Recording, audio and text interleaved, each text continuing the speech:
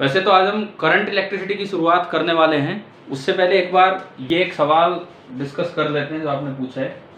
This is HCV page number 163, sold example number 23। यहां से हमारी शुरुआत है। इसमें कहता है कि जैसे एक चार्ज कैपेसिटर है, इस साइड पॉजिटिव चार्ज है और इस प्लेट पे नेगेटिव, अंदर की तरफ होते हैं लेकिन हमने दिखाया ऐसे। और इसको एक लिक्विड में डाल दिया और लिक्विड का राइज इन लिक्विड बताना है। अगर लिक्विड का डाइलेक्ट्रिक कांस्टेंट K है और डेंसिटी रो है। ये कहता है कि अगर मैं लिक्विड इसमें ऐसे बनाऊं तो जहां जहां कैपेसिटर के अंदर ये लिक्विड कुछ हाइट राइज कर जाएगा, कैपेसिटर के अंदर ये लिक्विड थोड़ा ऊपर चला जाएगा।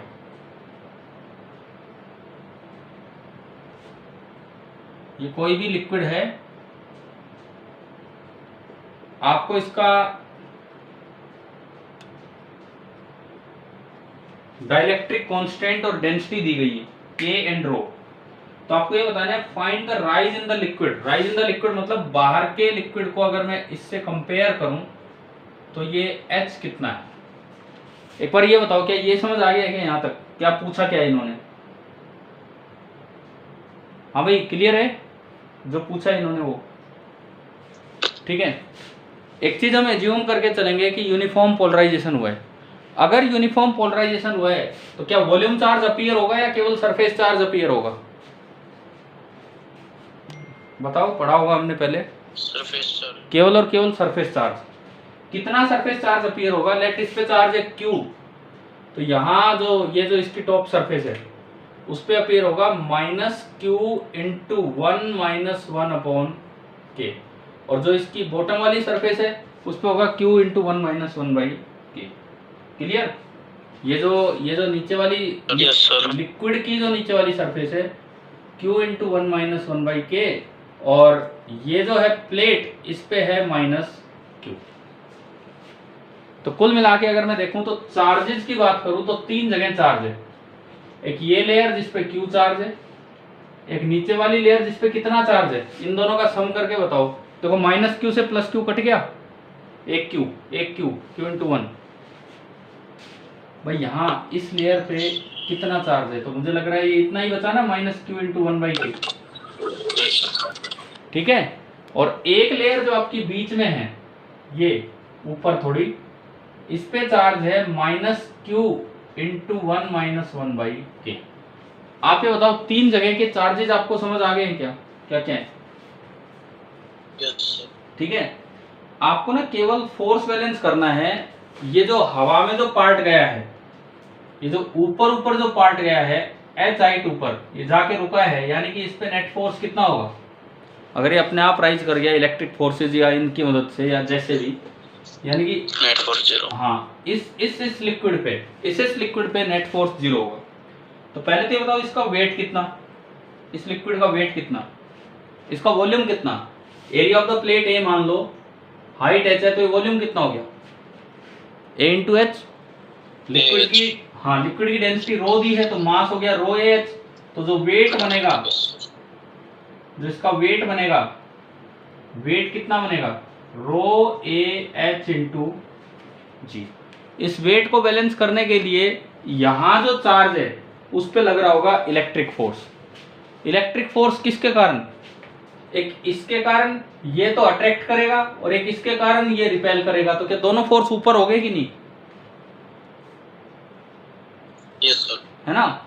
अब देखो, इसके कारण लार्ज शीट का फील्ड होता है Q/2A∁0। पढ़ा हमने, एक लेयर पे अगर Q चार्ज है तो Q/2A∁0 होता है।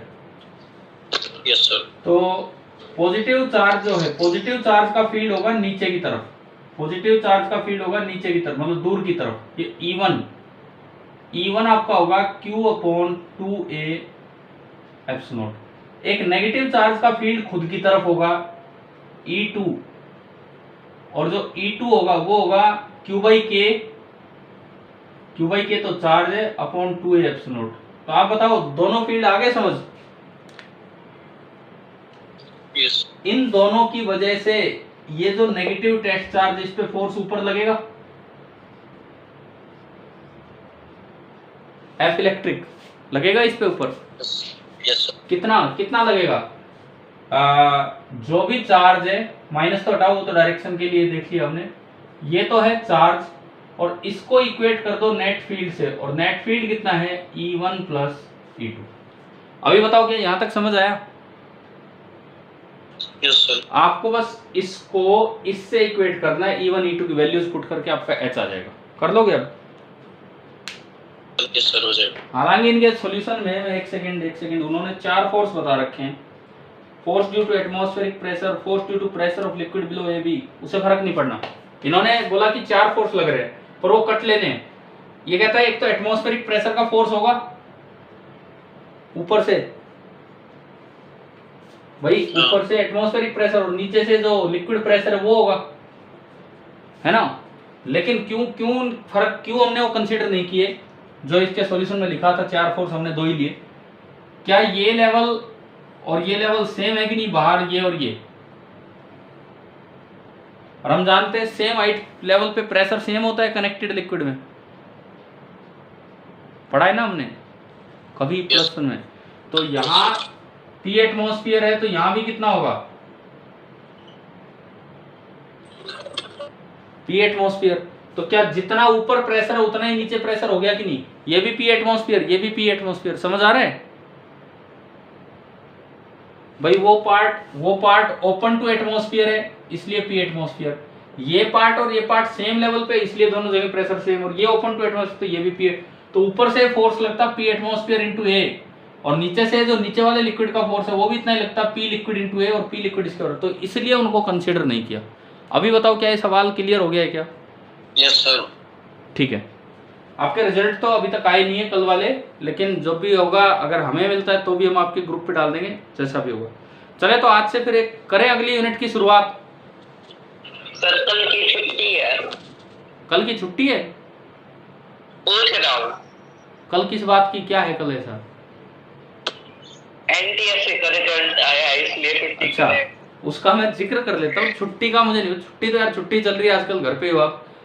हाँ, अगर आप स्कूल में होते तो शायद छुट्टी होती इस बात पे, क्योंकि मैं बता दूं आपको पता है वैसे अब तक तो पूरे हरियाणा में highest number of selection RPS group से गए हैं एनटीएससी में ना, 70 अपने आप में एक बहुत बड़ा एक नंबर है। पिछली बार मुझे एग्जैक्ट याद नहीं है, शायद 64 के करीब थे, 64 थे शायद।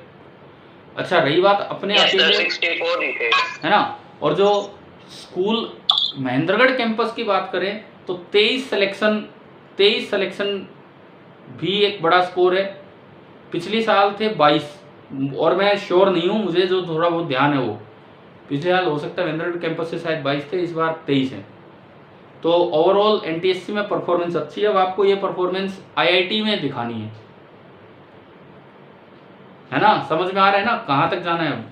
Yes sir. उस एनटीएससी से क्या होगा यार, जो बच्चे, अब ये आपकी परफॉर्मेंस अब दिखेगी, वो तो 10th लेवल की होगी, आपकी परफॉर्मेंस तो अब दिखेगी कि 12th लेवल पे हमें क्या करके दिखाना।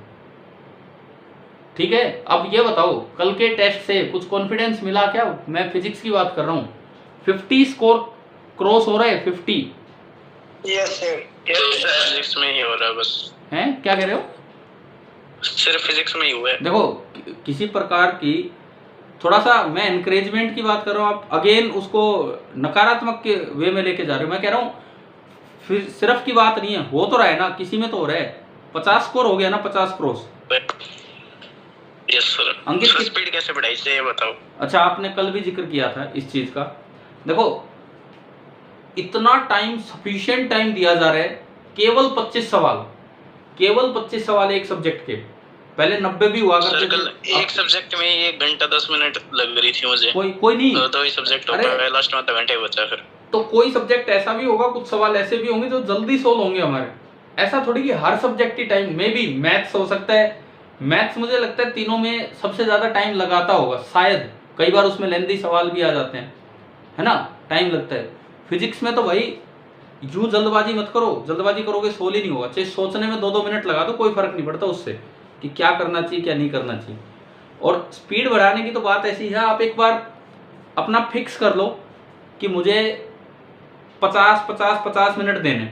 अगर आप तीनों सब्जेक्ट में बराबर कमांड रखते हो तो, नहीं रखते हो तो जो आपका अच्छा उसमें पहले अपना 1-1.25 घंटा दो, ताकि आप ज़्यादातर स्कोर वहाँ कर लो। नहीं तो अपने टाइम लिमिट में चला करो कि भाई मुझे 50 मिनट लगाने, तो लास्ट में 10 यानी कि आधा घंटा बच गया लास्ट में आपके पास। ठीक है, उसमें एक रिविजिट कर जाओ कि भाई वो जो सवाल नहीं हो पा रहे थे कोई बात नहीं, अब अगली बार हम ट्राई करेंगे। लेकिन उन 50 मिनट में ज़्यादातर क्वेश्चंस जो आपसे, देखो ऐसा नहीं है कि क्वेश्चन बहुत मुश्किल आएंगे। क्या 25 में से मैं आपसे 15 सवाल की बात करता हूँ, क्या 25 में से 15 सवाल नहीं हो सकते हैं 50 मिनट में? ये बताओ। हो सकते हैं, आराम से हो सकते हैं ना। अगर आपने तीनों सब्जेक्ट्स में 15 सवाल, इतना पढ़ा हुआ कोई चीज़ है तो इतना कॉन्फिडेंस रखो कि हाँ वो सही करेंगे। 15 और 15 गुना 4 60, एक सब्जेक्ट के 60 नंबर हो गए। मान लो कुछ गलत हो जाए 50 150 नंबर तो ये हो गए। और अभी आधा घंटा और बचा हुआ है हमारे पास, अभी आधा घंटा और बचा हुआ है, तो उसमें हम 50 नंबर के करीब की और स्कोरिंग कर सकते हैं। जैसे भी हो, तो पेपर कैसा है उस पर दिमाग लगा के आप मुझे अपना एक बार जनरल स्कोर बताओ, 300 में से अपने टोटल मार्क्स कहाँ तक पहुँचते हैं लगभग, जो पीछे टेस्ट आपने दिए हैं उनमें? अंकित आप बता दो। अंकित, कल के टेस्ट में, पिछले टेस्ट, पीछे कोई भी टेस्ट, इन जनरल 300 में से हम कहाँ तक स्कोर कर पाते टोटल मार्क्स? सब में ये अलग लगा रहे हैं, हम लोग गिरते ही जा रहे लगातार। कितने हाईएस्ट कितने आए थे? हाईएस्ट तीनों 226 और देन उसके बाद फिर कम होते गए 180, फिर 156, 122, ऐसे ही। देखो 122 तो खैर काफी नीचे हो गए, कोई नहीं। मैं आपको जो तरीका बता रहा हूँ एक बार आप उससे चलो। मैं तो 200 तक आपके पहुंचाने की बात कर रहा हूँ भाई, एटलीस्ट 200 तक तो क्लास पहुंचे, एटलीस्ट 200 तक। बाकी बच्चे भी सुन ही रहे हो ना मेरी वार्तालाप, तो एक ही बच्चे से हो पा रही, लेकिन सभी एक्टिव तो हैं क्लास में। Yes sir. ठीक है, कोई नहीं, पेपर में भी स्कोर होगा, ऐसी कोई बात नहीं है। चलो अभी अगला टेस्ट का एक बार मुझे याद दिला दो, अब अगले टेस्ट में सिलेबस क्या है? अब तक जितने टेस्ट हुए सबका सिलेबस। अच्छा, मेजर टेस्ट करंट नहीं आ रहा उसमें, को करंट नहीं आ रहा, वो पीछे का ही है। yes, लेकिन हम स्टार्ट करेंगे करंट, वो रिवीजन आप करेंगे अपने लेवल पे करेंगे, कुछ हम करवा देंगे थोड़ा बहुत, लेकिन अब हमें करंट स्टार्ट करना है, क्योंकि उससे अगले टेस्ट में फिर सीधा करंट ही आएगा, तो वो भी तो कंप्लीट करना है। ठीक है, चलिए अब स्टार्ट करते हैं। ये आ गया होगा आपको समझ किस तरह से करवाया था?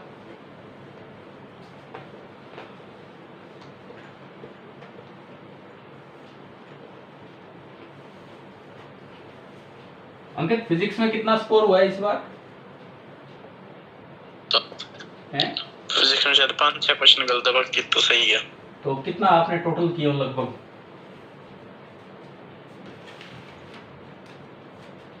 60-70 तो 60-70। चलो यार कोई नहीं, +1 के ज्यादा गलत हो रहे हैं, 2 के ज्यादा गलत हो रहे हैं? +1 के, यानी कि 1 में थोड़ी रिवीजन की जरूरत है।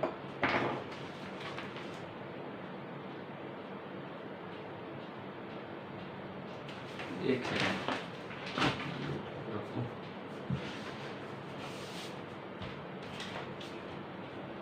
तो आज हम एक आसान यूनिट लगा लो।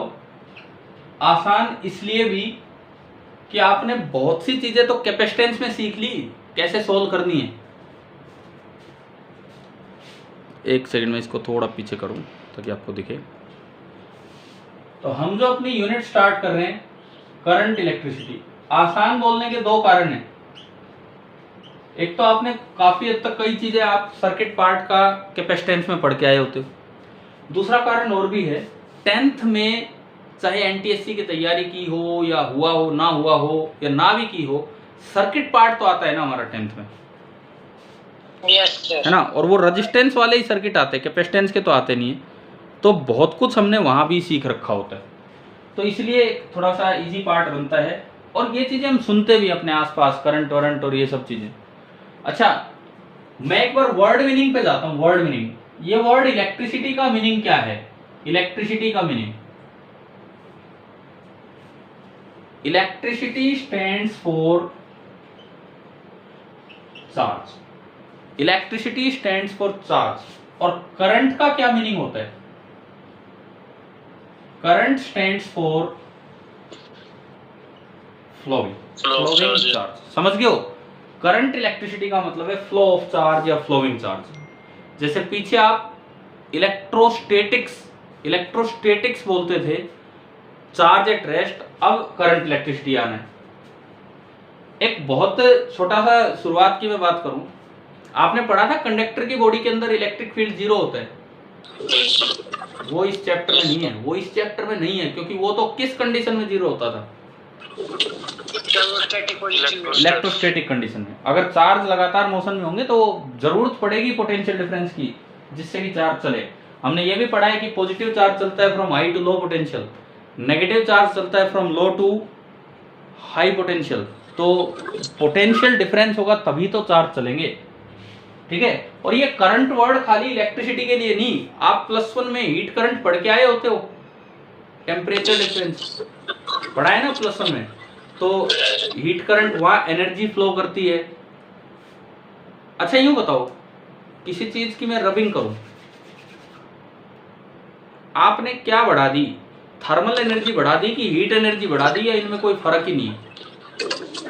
थर्मल, थर्मल, ये तो थर्मल है।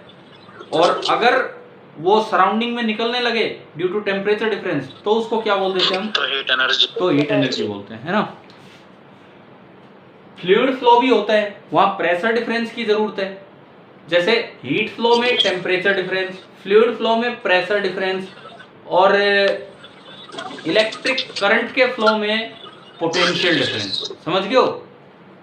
यहां पे हमें पोटेंशियल डिफरेंस की जरूरत पड़ेगी ये वाला करंट फ्लो करवाने के लिए। अब मान लो मैं अगर जैसे सिंपली आज डिफाइनिंग सा पार्ट ही ले, मैं कहता हूं मैंने एक मेटल की वायर ली। देखो भाई, कैरियर, करंट कैरियर अलग अलग होते हैं, चार्ज कैरियर। मेटल की वायर में कौन सा पार्ट कैरियर का काम करता है, चलता है जो?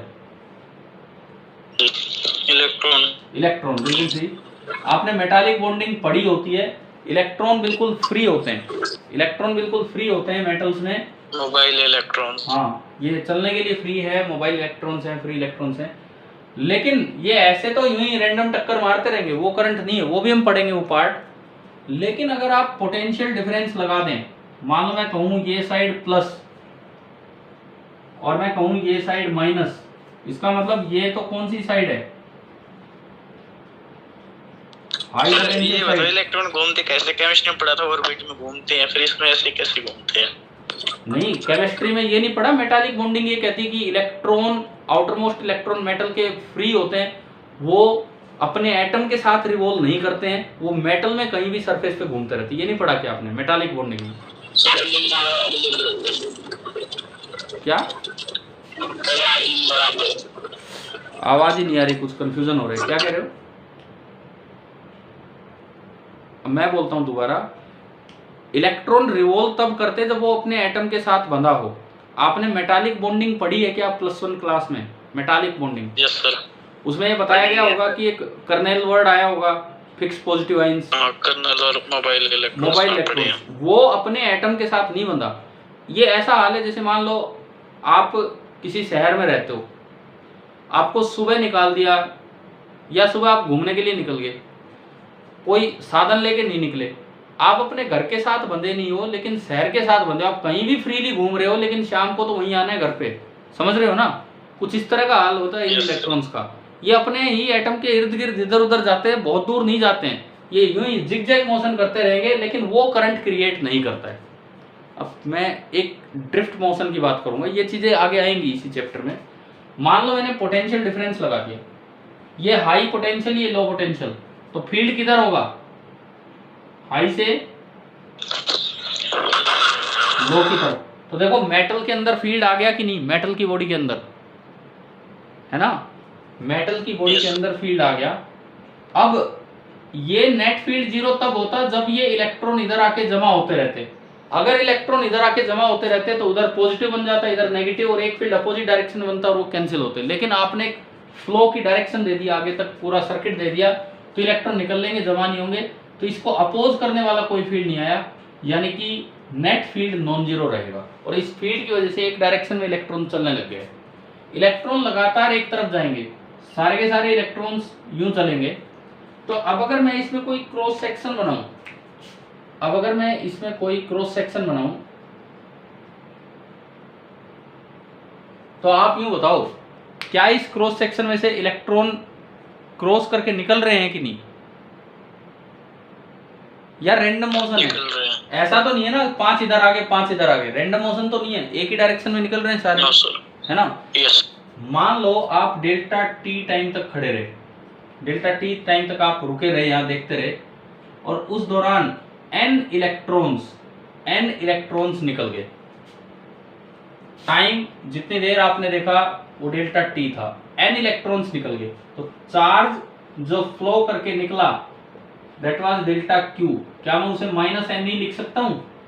एक इलेक्ट्रॉन के चार्ज को हम ई से डिनोट करते हैं, यस सर। तो ये हो गया माइनस एन ई। अब यहां पे एक टर्म डिफाइन होगी, करंट, इलेक्ट्रिक करंट, एक फिजिकल क्वांटिटी इलेक्ट्रिक करंट, जिसको कि आप सिंबल देते हैं आई। वैसे तो सिंपली इसे बोलते हैं rate of flow of charge,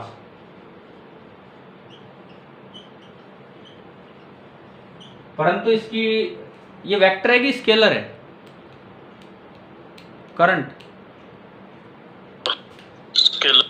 देखो मैं इसकी डायरेक्शन भी है, डायरेक्शन ऑफ करंट, कन्वेंशन ये है कि same as flow of positive charge, same as direction of flow of positive charge, जिधर पॉजिटिव चार्ज चले उधर ही है, या फिर नेगेटिव चल रहा है तो opposite to direction of flow of negative charge. फिलहाल इस डायग्राम में नेगेटिव चार्ज चल रहा है इलेक्ट्रॉन, तो इसका मतलब करंट किधर है? इलेक्ट्रॉन इधर आ रहे हैं, तो जो करंट है इस वायर में वो आगे की तरफ होगा। डायरेक्शन ऑफ करंट क्लियर हुई? ठीक है। Yes sir. लेकिन डायरेक्शन होने के बावजूद ये क्वांटिटी कैसी क्वांटिटी है? Scalar quantity. क्यों? इसका क्या कारण है? इसका क्या कारण है? डायरेक्शन होने के बावजूद स्केलर है। इट डज नॉट फॉलो सारे direction, vector rule of addition. हाँ, it does not follow vector addition laws.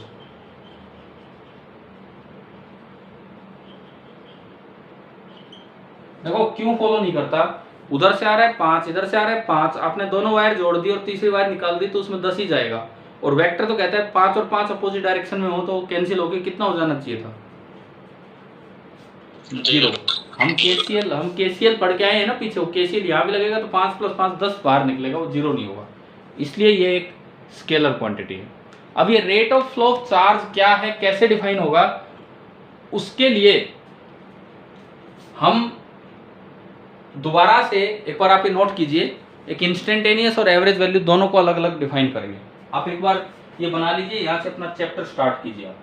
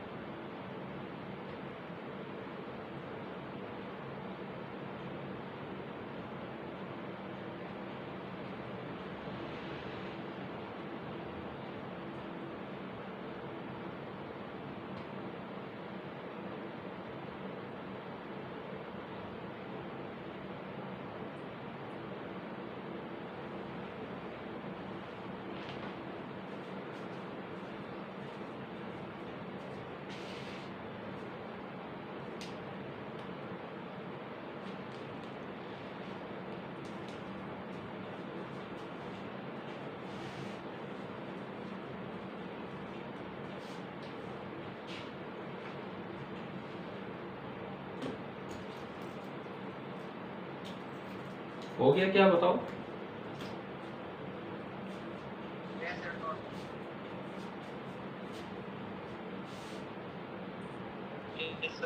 हो गया?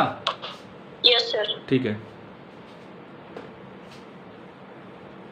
अब हम करंट को क्वांटिटेटिवली डिफाइन करेंगे कि फ्लो ऑफ चार्ज तो ठीक है, लेकिन एज अ फिजिकल क्वांटिटी इसकी वैल्यू क्या होगी वो हम देखेंगे।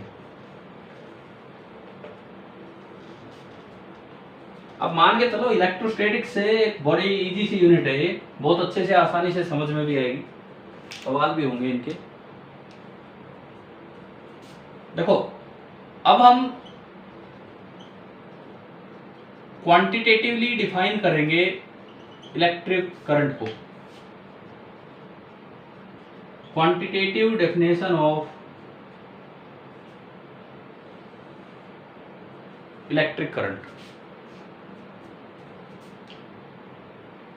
मान लो ये आपको कोई भी एक मेटल वायर दी या कुछ भी दिया, कोई भी चीज, मुझे क्या मतलब क्या है, कोई कैरियर चल रहा है। अब ये तो जब आप सेमीकंडक्टर पढ़ोगे लास्ट यूनिट में, वहां कैरियर होंगे इलेक्ट्रॉन एंड होल। होल सुने कि होल भी कुछ होता है ऐसा? पढ़ा था होल्स बन जाते हैं, वो भी डिफेक्ट आते हैं तब। हाँ, वो इलेक्ट्रॉन एंड होल्स, हाँ ये सब हम पढ़ेंगे। अगर वाटर होता, लिक्विड होता, लिक्विड में क्या होते हैं, क्या क्या पानी में करंट फ्लो करता है कि नहीं बताओ?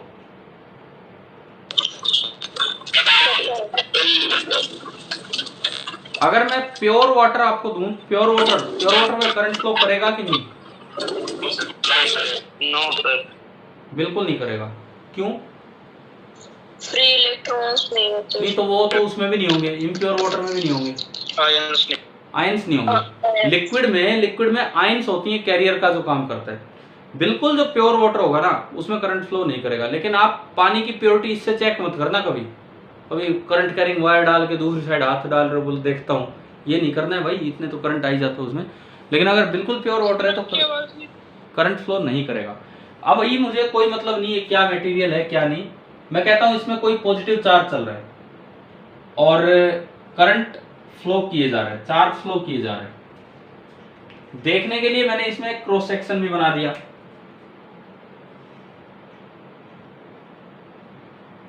और सपोज आप ऐसे इंसान है कि आपको चार्ज ही दिख जाता है, पॉसिबल तो नहीं हो लेकिन आपको दिख जाता है भाई कितना चार्ज जा रहा है, और आप ना एक रिकॉर्ड बनाते जा रहे हैं। रिकॉर्ड का मतलब रिकॉर्ड वैसे रिकॉर्ड नहीं बनाते जा रहे, रिकॉर्डिंग करते जा रहे हैं कि चार्ज कितनी देर में कितना कितना निकल रहा है। और आपने एक पूरा फंक्शन बना दिया Q as a function of time. ये क्या मतलब है इसका? इसका मतलब है चार्ज फ्लोन जो कि इस क्रॉस सेक्शन में से निकला होगा कितनी देर में, शुरू से लेके टी टाइम। मान लीजिए आपने ये लिख लिया Q as a function of time. अब यहां पे दो तरह से कैसे कैसे करंट डिफाइन होगा। पहली चीज instantaneous value of current.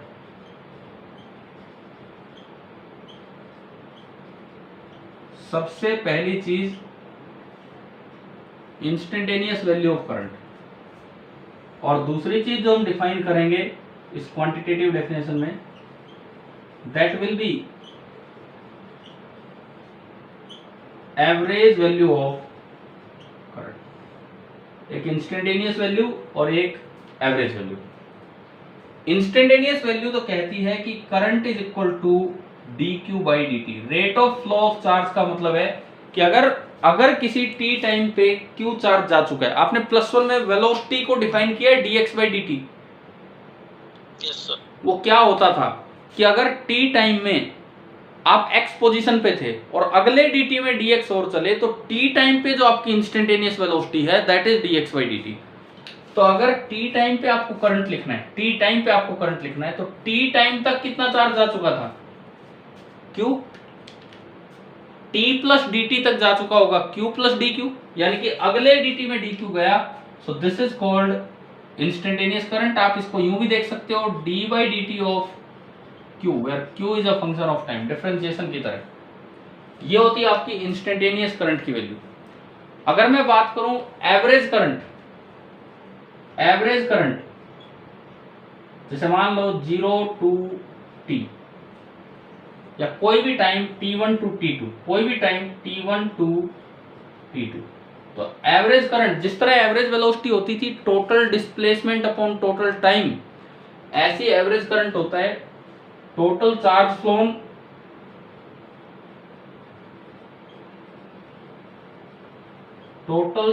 Phloem divided by total time. अब ये चार्ज फ्लोन कैसे निकालें बताओ, T1 से T2 में चार्ज फ्लोन कैसे निकालें? आप इसको यूं भी लिख सकते हैं delta Q by delta T, लेकिन ये निकालें कैसे? इधर देखिए, एन ही कर देंगे। अगर आप पिछले उस एग्जांपल की बात करें तो वहां तो एन ही था, माइनस हटा देना है, माइनस तो डायरेक्शन के लिए था, वहां तो एन ही हो गया। अगर मुझे ये दे रखा हो Q as a function of time, तो चार्ज फ्लोन T1 से T2 तक कैसे निकालेंगे? तरीका सुने, सबसे पहले निकाल लो Q एट T2, यहाँ f ऑफ t है, फंक्शन ऑफ टाइम है, t की जगह T2 पुट करो, माइनस फिर आप निकाल लो Q एट T1, फिर आप Q की जगह T1 पुट करें और इसको डिवाइड कर दीजिए उस टाइम इंटरवल से, और जो आपका है T2 माइनस, यार ये छोटा लिखा जा रहा है, दिख पा रहा है कि नहीं इधर में क्या लिख रहा हूँ, बोल रहा हूँ लेकिन मैं साथ साथ, क्या विजिबल है इस साइड?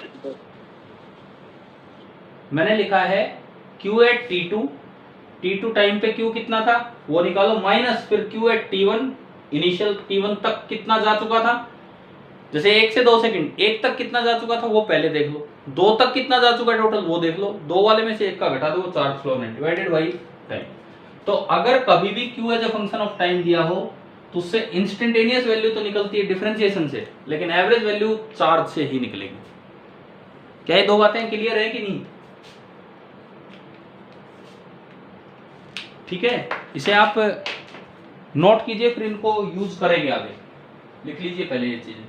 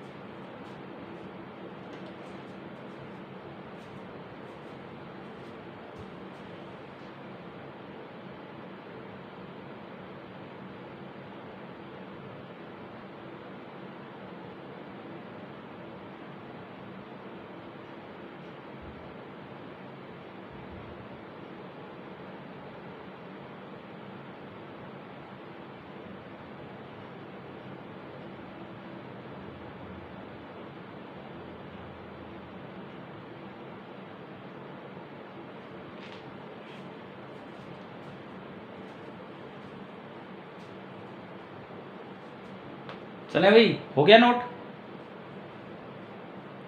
Yes sir. ठीक है, इस चीज को यूज करेंगे, उससे पहले मैं एक बार इसके यूनिट एंड डायमेंशन पे आऊं, क्योंकि वैल्यू बताएंगे तो यूनिट तो लिखनी पड़ेगी।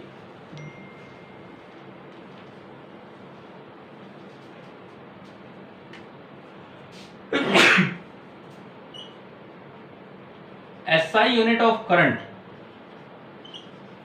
इलेक्ट्रिक करंट की SI यूनिट, अब वैसे तो है चार्ज अपॉन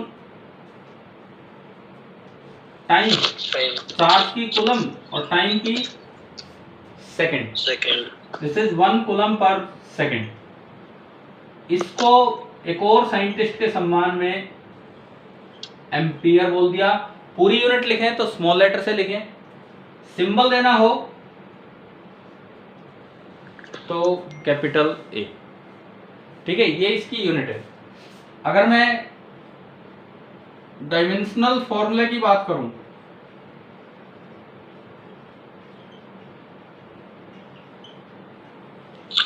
ये आएगा क्योंकि ए फंडामेंटल है। हाँ बिल्कुल सही, ये करंट एक फंडामेंटल क्वांटिटी है, करंट एक फंडामेंटल क्वांटिटी है, तो जो अगर मैं इसकी डायमेंशनल फॉर्मूले की बात करूं करंट की, तो आप इसे ए भी लिख सकते हो, आई भी लिख सकते हो, दोनों चलते हैं, ए भी चलता है आई भी चलता है। This is the dimensional formula for current. आप ए भी लिख सकते हो, आई भी, ऑप्शन में कोई सा भी दिया जा सकता है। This is one of the fundamental quantity, one of the fundamental quantities है इन एसआई सिस्टम। मैं आपको एक होमवर्क दे रहा हूं, define 1 ampere according to SI system. ठीक है, 2 लाइनें छोड़ लेना, 2-4 लाइनें करोगे ना ये। एसआई सिस्टम के अकॉर्डिंग इसकी क्या डेफिनेशन है। ठीक है, आपको अपना सर्च करना हो कुछ कहीं से भी आप देख के और ये करना। लेकिन अच्छा, एक और चीज यहीं से मैं अगर आपसे पूछूं, डायमेंशनल फॉर्मूला ऑफ चार्ज क्या होगा?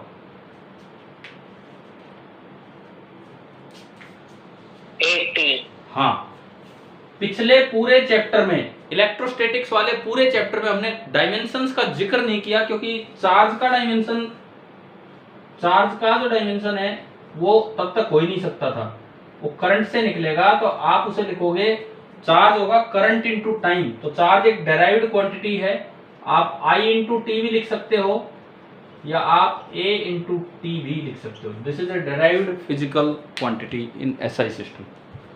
ठीक है, अब इसको या आप एक बार देख लीजिए, इसके बाद हम इन चीजों को यूज करेंगे।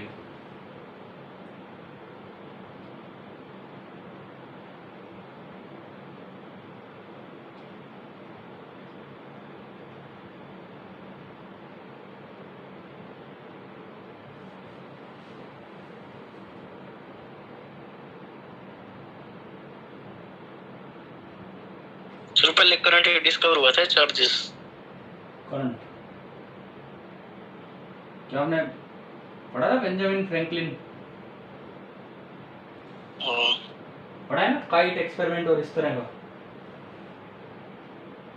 Yes sir.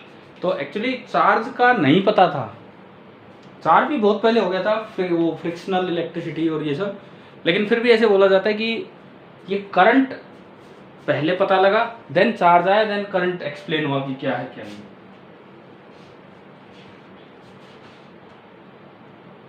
चले भाई, एक कोई सवाल ले। अच्छा, कोई और सवाल लेने से पहले मैं एक बार एक इलेक्ट्रोस्टैटिक्स का क्वेश्चन लेता हूँ। मिटा दो इसको, हो गया तो मिटा दो। इलेक्ट्रोस्टैटिक्स के मतलब डायमेंशन के ऊपर।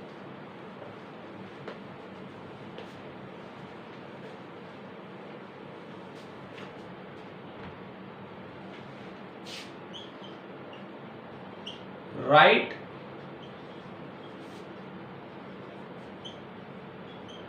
Dimensional formula of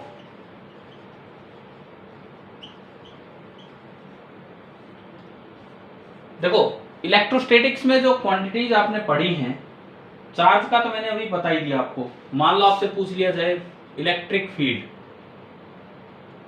second electric potential, ये मैं इलेक्ट्रिक वाली टर्म्स ही यूज कर रहा हूं, और एक चैप्टर आपका फ्लक्स था, इलेक्ट्रिक फ्लक्स, एक चैप्टर आपका कैपेसिटेंस था, इलेक्ट्रिक कैपेसिटेंस। कैपेसिटेंस मतलब समझ गए हो क्या? इन 4 के डायमेंशनल फॉर्मूले बना के दिखाओ क्या बनेंगे। करंट का चाहिए ए ले लेना,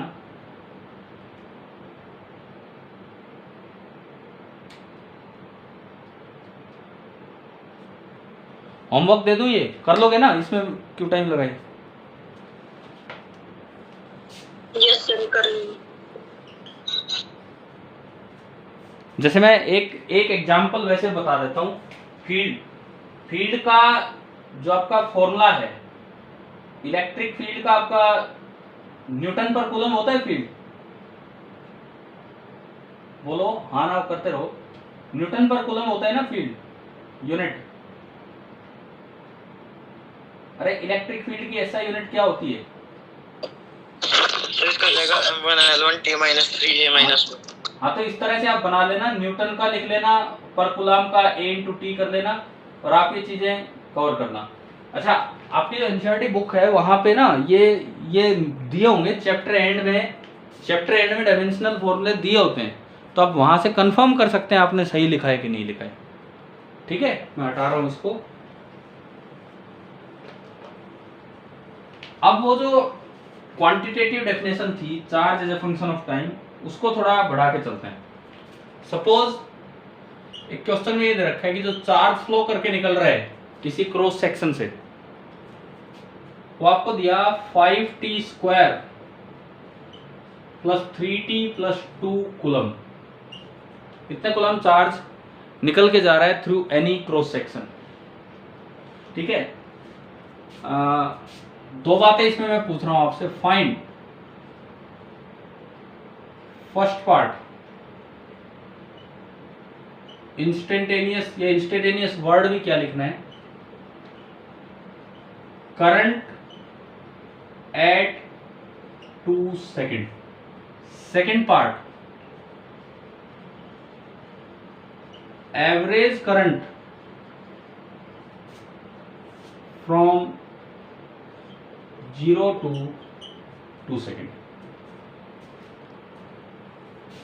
कीजिए, इसको ट्राई कीजिए आप।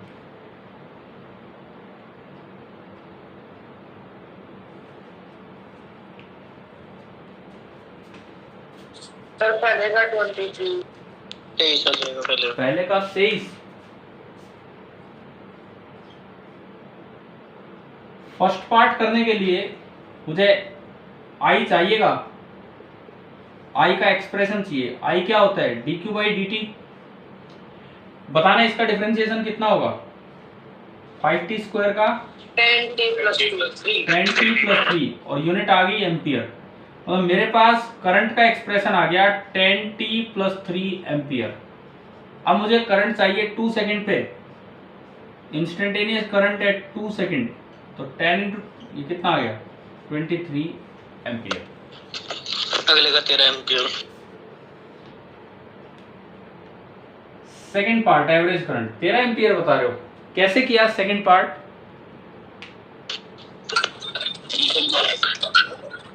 पहले Q2 लिख देंगे, उसमें से Q0 माइनस करके अपॉन 2। अच्छा सुनो, मैं अभी बोलता हूँ। अक्षय, आपकी आवाज़ आज क्लियर नहीं आ पा रही, आप बीच बीच में बोलते हो तो गड़बड़ आता है, कुछ सुनाई देता नहीं है क्या हो रहा है क्या नहीं। हो सकता है नेटवर्क प्रॉब्लम हो। इधर देखिए, सेकंड पार्ट, क्या मैं सेकंड पार्ट ऐसे नहीं कर सकता क्या कि करंट एक बार t बराबर 0 पे निकाला, फिर करंट एक बार t बराबर 2 सेकेंड पे निकाला, फिर दोनों को जोड़ के 2 से भाग कर दिया? क्या ऐसे नहीं कर सकता क्या मैं, बताओ? क्या इस तरह से एवरेज निकालना सही है कि गलत है?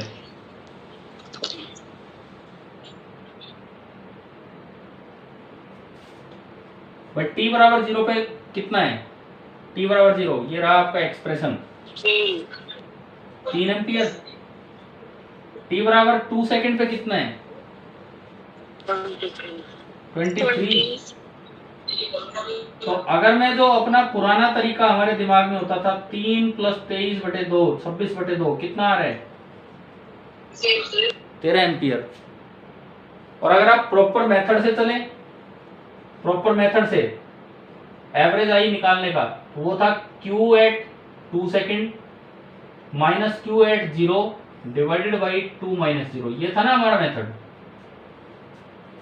अब उसके लिए मुझे आई का एक्सप्रेशन ही नहीं छेड़ना चाहिए, मुझे तो Q पे जाना चाहिए। Q एट 2 सेकेंड कितना आ रहा है 5 गुना 4 20 26 तो 28 आ रहा है,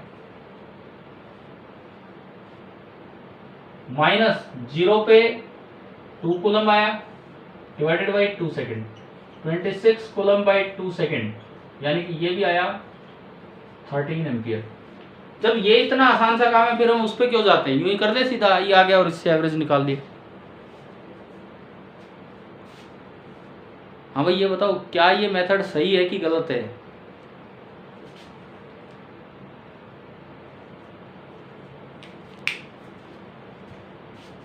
देखिए आप, जो मैंने एक छोटा सा इस तरीके से एवरेज शायद तभी निकलता है जब लीनियरली वेरी करे, लेकिन यहाँ पे लीनियरली वेरी नहीं कर रहा। तो फिर भी यहाँ तो निकल रहे, यहाँ तो आ ही रहा है दोनों तरीके से। यहाँ पे अगर मैं देखता हूँ कोइंसिडेंस है यहाँ। कोइंसिडेंस ऐसे कैसे हो गया? आप कह रहे हो लिनियरली वेरी नहीं भी कर रहे और फिर भी कोइंसिडेंस हो गया, ये कैसे पॉसिबल है? क्या यहाँ पे करंट लिनियरली वेरी नहीं कर रहा है क्या, बताओ आप? करंट कर रहा है। फिर तो उसी की तो एवरेज वैल्यू निकाल रहे हैं क्या हम? चार्ज की एवरेज निकाल रहे हैं क्या, या करंट की? करंट। हाँ, ये इन्होंने बिल्कुल सही बताया कि ये जो एवरेज निकालने का तरीका है, दोनों को जोड़ दो, 2 से भाग कर दो, ये तो तभी वैलिड हो पाएगा जब आई लिनियरली डिपेंड करे। चलो ये बताओ, नोट हो गया ये? Yes sir.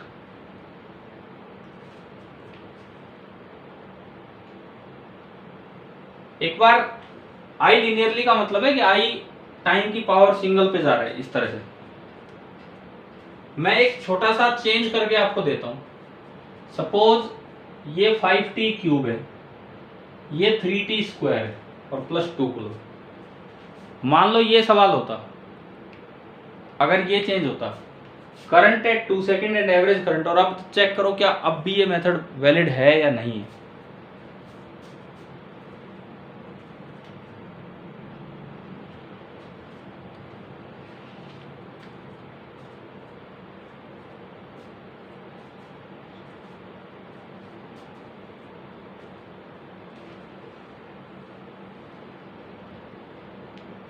चेंज ही करना है ना छोटा छोटा। I D Q by D T कितना आएगा? पहली टर्म कितनी बनेगी? 15t square. दूसरी टर्म 6t, ये बना 15t स्क्वायर प्लस 6t, ये आपका बना। और 2 सेकेंड आपने रख दिया, 15 गुना 4 60 और 12 कितना आया करंट? 72 एम्पियर। फर्स्ट पार्ट आ गया समझ? ठीक है। अब मैं सेकंड पार्ट पे चलता हूं। मैं ये वाला मेथड लगाता हूं। t बराबर 0 पे मैंने इक्वेशन 1 में रखा, तो t बराबर 0 पे करंट कितना आ रहा है? 0। t की जगह 2 रखा करंट में, अभी निकाला था 2 पे कितना है? 72। और आपने इनको ऐड किया 0 प्लस 72/2, यानी कि यहां से मैं अगर देखूं तो एवरेज कितना आ रहा है? 36।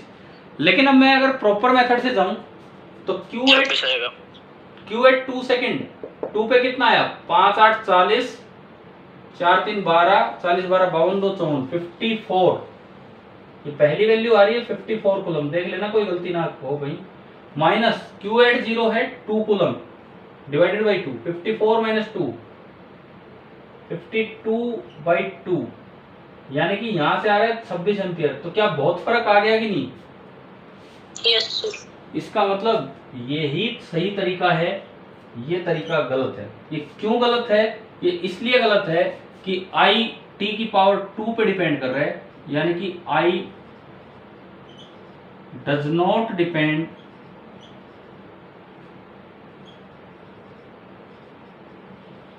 Linearly on T. इसलिए ये वाला मेथड आपका गलत है और ये वाला मेथड आपका सही है। तो आगे से ध्यान रह जाएगा ना, ये एवरेज इस तरह से कब निकाल सकते हो, कब नहीं निकाल सकते हो। ठीक है। और मुझे एक और पॉइंट आप बता रहे हैं इसमें।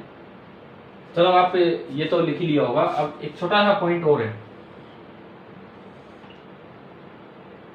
एक इक्वेशन है I इक्वल टू 5t और एक इक्वेशन है I equal to 5t plus 3। क्या दोनों में मैं ये बोल सकता हूं कि I is directly proportional to t? Yes sir. देखो एक बार दूसरे को चेक करो। दूसरे को डायरेक्टली प्रोपोर्शनल का मतलब होता है कि t डबल किया तो करंट डबल होगा, समझ गए हो? यस। डायरेक्टली प्रोपोर्शनल का मतलब होता है t डबल। मान लो मैं t को 1 करूं, t बराबर 1 पे करंट कितना है? 8 है। यस। सर। t बराबर 2 पे क्या 16 हो गया है करंट? क्या t बराबर 2 पे 16 हो गया है? No sir. नहीं हुआ, 13 ही हुआ। तो क्या यहाँ पे i डायरेक्टली प्रोपोर्शनल है t के? No sir. तो ये टेक्निकली ये टर्म गलत हो जाएगी इंग्लिश मीनिंग के हिसाब से, समझ गए हो ना? यहाँ पे आप कह सकते हो कि I is directly proportional to T। Graph दोनों का ही स्ट्रेट लाइन होगा, ऊपर वाले का भी और नीचे वाले का भी, बस वो ओरिजिन से पास होगा या ओरिजिन से पास नहीं होगा। यहाँ पे I is not directly proportional to t, but depends linearly on t। क्या ये छोटी सी बात आपको क्वेश्चन में कई बार दिक्कत नहीं देती कि 4 ऑप्शन है और उनमें पता लगा डायरेक्टली प्रोपोर्शनल, आपका रिलेशन ये निकल के आया, आपने टिक कर दिया, जबकि वो तो लिनियरली डिपेंड कर रहा था, डायरेक्टली अभी नहीं था। तो इन चीजों का, इन छोटी छोटी बातों का ध्यान रखा करो ऑप्शंस में।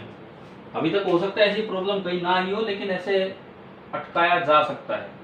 ये चीजें भी नोट कर लिया करो अपनी कॉपी में।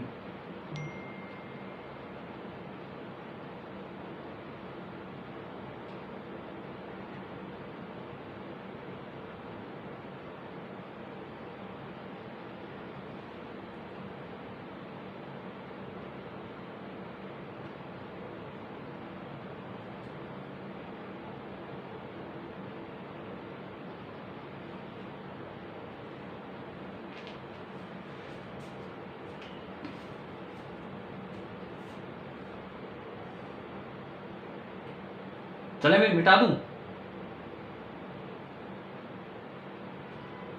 मिटा दो। ठीक है।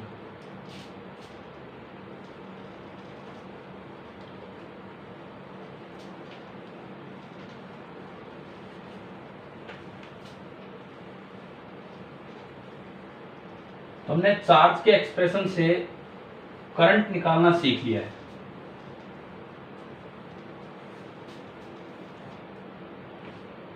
अब एक और चीज, करंट के एक्सप्रेशन से चार्ज फ्लोन कैसे निकालें।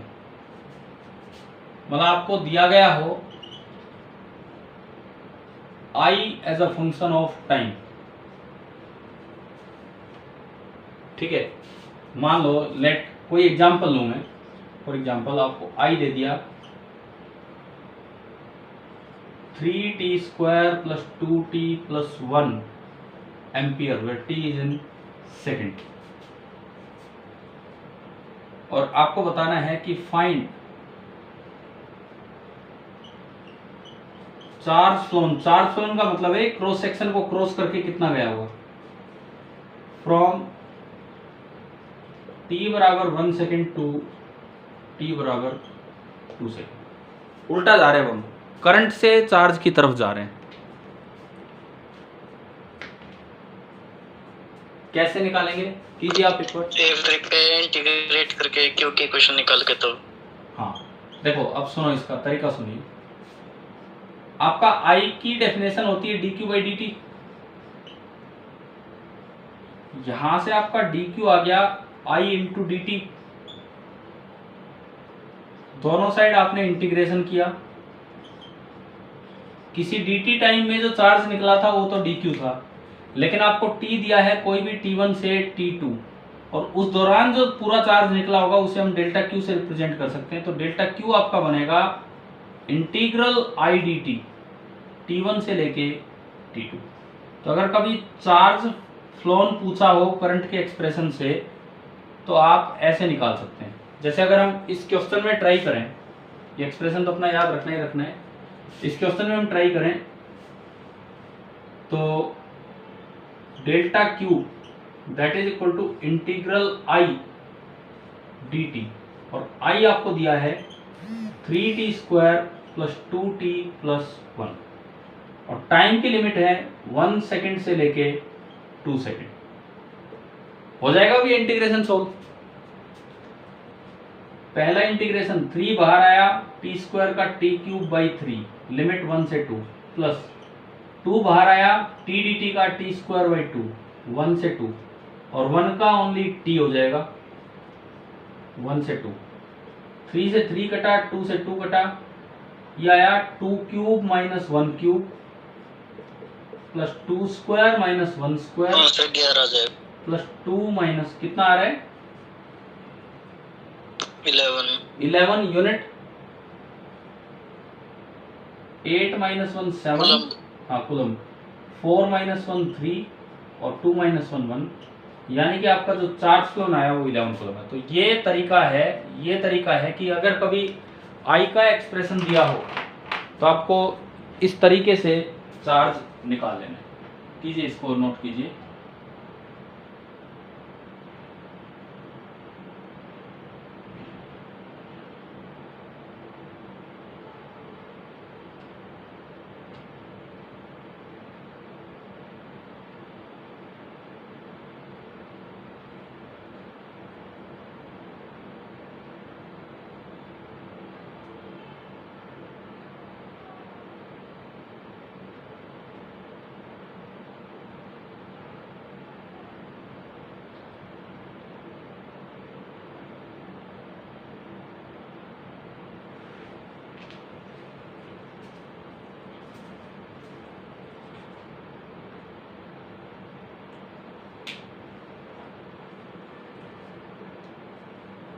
हो गया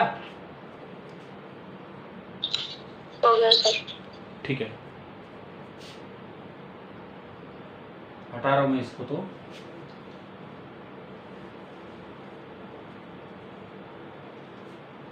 अब मान लीजिए कि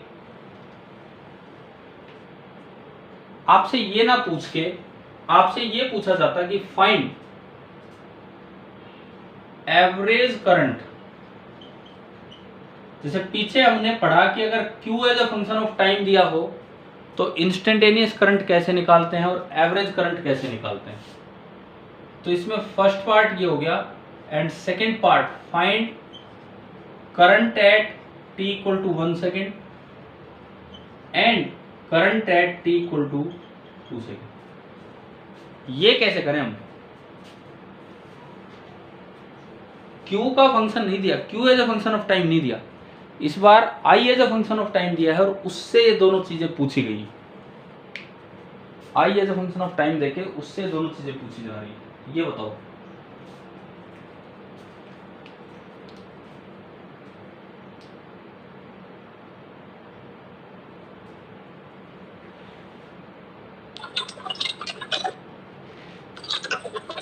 अरे अक्षय आपकी आवाज नहीं आ रही है हमारे तक।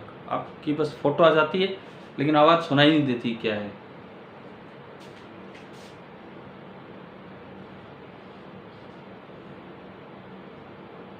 हाँ भाई, फर्स्ट पार्ट बताओ, एवरेज करंट कैसे निकाले 1 से 2 सेकंड तक? Q की इक्वेशन से। Q कहाँ है? Q है ही नहीं कहीं, मेरे पास तो आई है, इक्वेशन तो आई की है।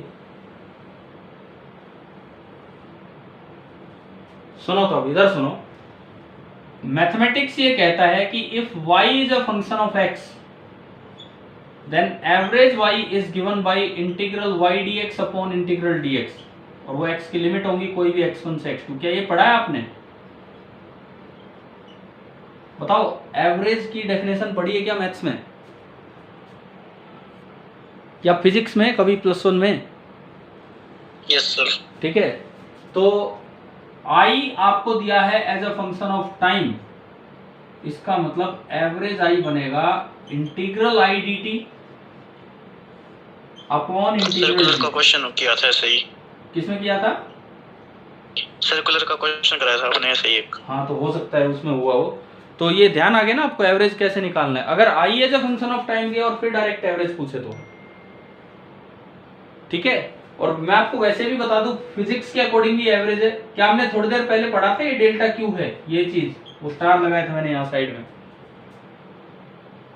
क्या ये पढ़ा था कि नहीं? डेल्टा क्यू यही होता है, इंटीग्रल I dt पढ़ा था, बताओ, थोड़ी देर पहले ही लिखा था हमने। और इंटीग्रल dt जब इसमें सोल्व करोगे t आएगा, t2 माइनस t1 आएगा, तो क्या ये बन गया कि नहीं आपका एवरेज? Yes sir. तो अगर कभी भी I as a function of time दिया हो तो आप एवरेज आई इससे निकाल लिया करो। इंटीग्रल आई डी टी, ये अभी थोड़ी देर पहले आपने सोल्व किया था, शायद 11 कूलम आया था। कितना आया था बताना आंसर?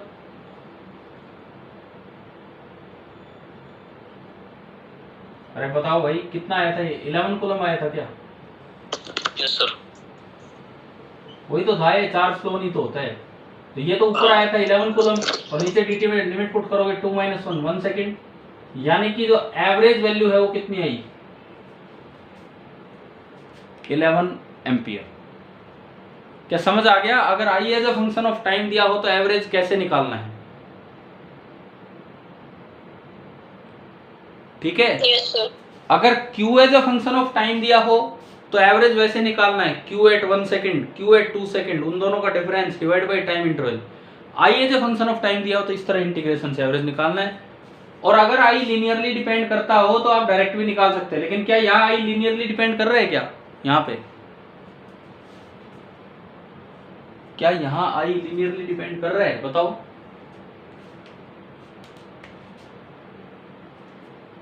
भाई आई टी की कितनी मैक्सिमम पावर पे जा रहा है?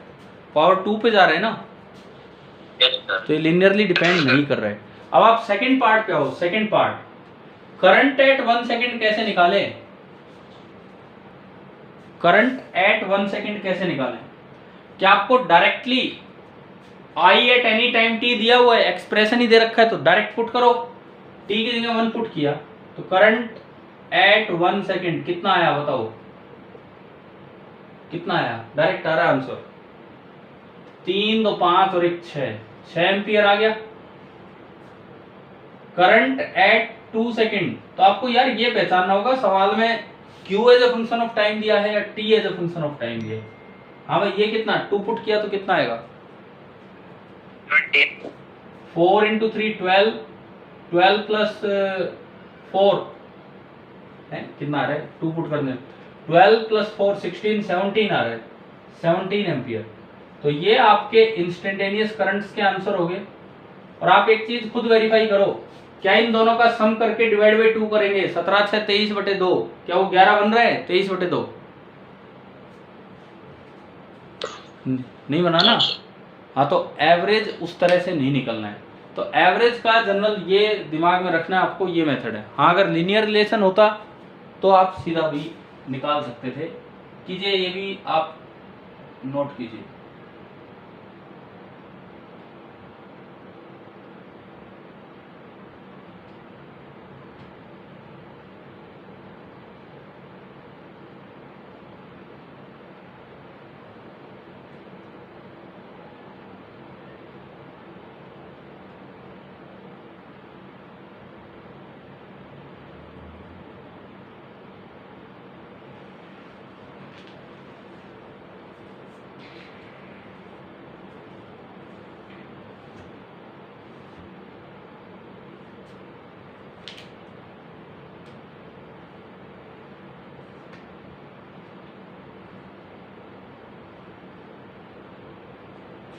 हो गया? Yes sir. ठीक है। देखो, आज की क्लास में थोड़ा मैथमेटिकल काम ज्यादा चला है स्टार्टिंग क्लास में, लेकिन मुझे लगता है ये कोई टफ क्लास नहीं है, इजी क्लास चल रही है कि नहीं? क्या लगभग वैसी चीजें हैं जो 11वीं में हम पढ़ के आते हैं, कभी काइनेमेटिक्स में और कहीं भी जनरल। यस सर, वही है ना? तो कोई मुश्किल क्लास नहीं है, एक आसान शुरुआत है इस चैप्टर की। अब मैं जो भी कुछ पढ़ा उसके ग्राफिकल वर्जन पे आता हूँ। आज हमने जो भी कुछ सीखा, शायद हमारे पास बचे होंगे 5-7 मिनट। कितना टाइम बचा है?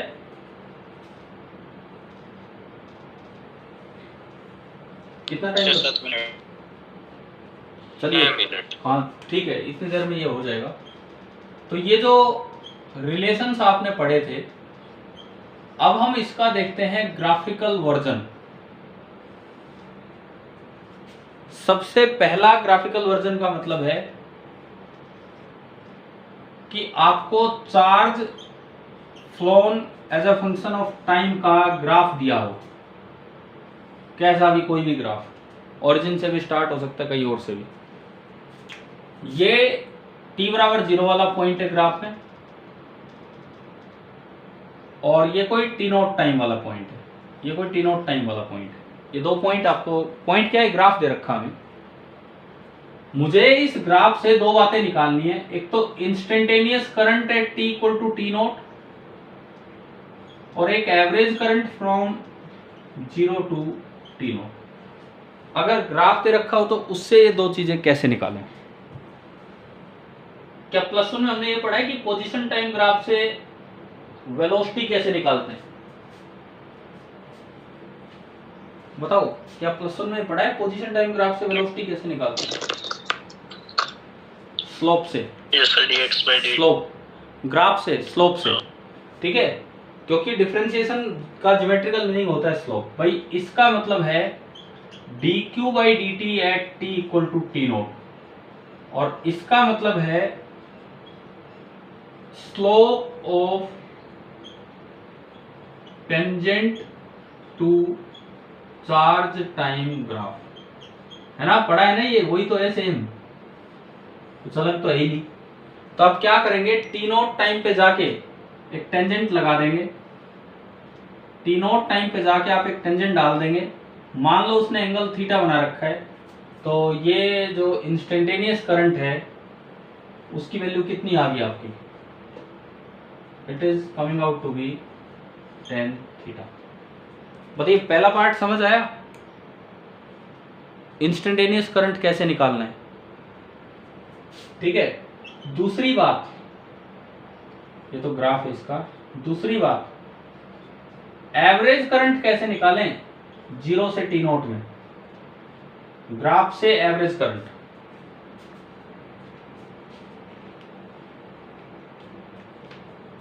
कैसे निकालें बताओ, ग्राफ से एवरेज करंट कैसे निकालें। देखो एवरेज करंट का मतलब होता है Q at t nought minus Q at 0 divided by t nought minus 0। पहले तो बताओ ये था ना एवरेज का meaning, delta Q by delta t। अब आप ग्राफ में आओ, t बराबर 0 पे बाई चांस ये तो Q भी 0 है, t बराबर t नॉट पे ये है, this is the Q at t nought and this is the Q at 0। तो क्या ये डिफरेंस मेरा डेल्टा Q हो गया कि नहीं, ये लाइन हो गया, और क्या ये वाला डिफरेंस आपका डेल्टा T हो गया t नॉट माइनस 0। और delta Q by delta T अगर मैं यहां से देखूं delta Q by delta T, तो आप इसमें एक चीज देखिए, मैं ग्राफ के इन दो पॉइंट्स को डायरेक्टली ज्वाइन कर दूं, मैं ग्राफ के इन दो पॉइंट्स को डायरेक्टली ज्वाइन कर दूं, कोई टेंजेंट नहीं डालनी, ना इधर ना उधर, जहां से जहां तक एवरेज निकालना है ग्राफ पे वो दो पॉइंट ढूंढो, डायरेक्टली ज्वाइन कर दिया, और मान लो सपोज ये एंगल है अल्फा, तो आप बताओ क्या tan अल्फा अगर आप निकालोगे तो क्या वो delta Q upon delta T बन रहा है कि नहीं, यानी कि ये जो वैल्यू है ये आपकी होगी tan अल्फा। इसका मतलब चार्ज टाइम ग्राफ से अगर आपको ये दोनों चीजें चाहिए, इंस्टेंटेनियस करंट और एवरेज करंट, तो आप इस तरीके से निकाल सकते हैं। इंस्टेंटेनियस करंट चाहिए तो आप केवल टेंजेंट डाल दीजिए, और एवरेज करंट चाहिए तो जो दो एंड पॉइंट्स आपको दे रखे हैं उन दोनों को आप ज्वाइन करके और उसके हिसाब से निकाल सकते हैं। चलिए ये भी आप नोट कीजिए, बना लीजिए।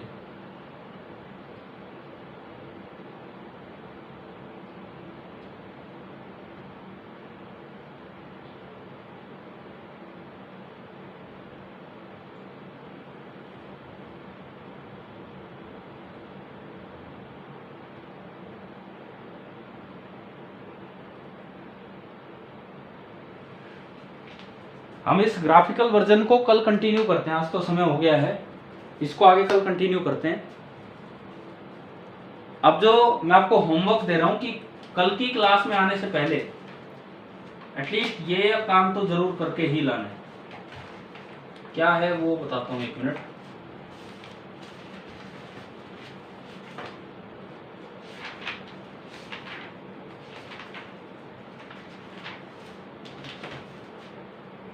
मिटा दूं, ये हो गया। लिख लिया क्या ये सारा? हाँ भाई, यस सर। ठीक है। ग्राफिकल वर्जन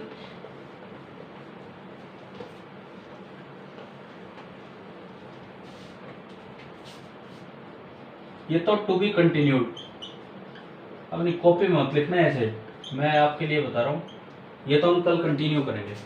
लेकिन अब जो कल तक के लिए होमवर्क है वो है HCV पेज नंबर 198। शायद नई पुरानी बुक में पेज नंबर चेंज ना हुए हों तो यही होंगे। Electric current in conductor chapter है और उसमें एक्सरसाइजेज में अभी तक जो आपने पढ़ा है आप कर सकते हैं